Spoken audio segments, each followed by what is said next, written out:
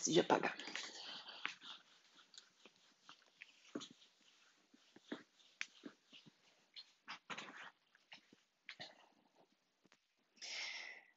Questão 34 do Enem de 2011. Os vagalumes machos e fêmeas emitem sinais luminosos para se atraírem para o seu acasalamento. É um tipo de isolamento, aí, nesse caso reprodutivo, pré-zigótico, né?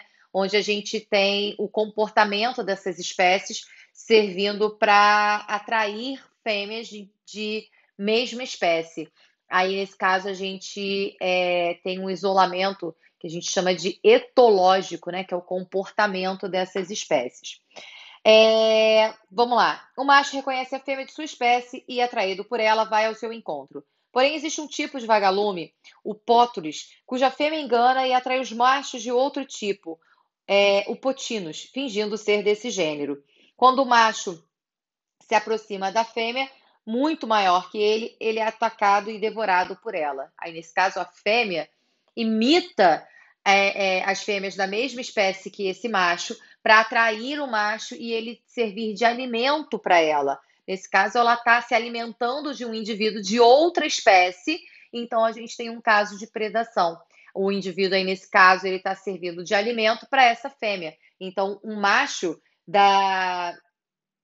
do gênero potinus, ele vai servir de alimento, tá? Ele vai ser consumido pela fêmea do gênero Poturis. Então, são gêneros diferentes, são espécies diferentes, são indivíduos aí, nesse caso, de grupos de espécies diferentes. Então, a gente tem um processo de predação. Um está servindo de alimento para o outro, como são de espécies diferentes, a gente tem uma predação. Aí, nesse caso, seria a letra D de dada a opção correta. É uma relação desarmônica, né? Porque você tem um animal servindo de alimento para o outro. Então, a gente já excluiria daí todas as opções, no caso, porque a única opção de relação desarmônica seria realmente o predatismo.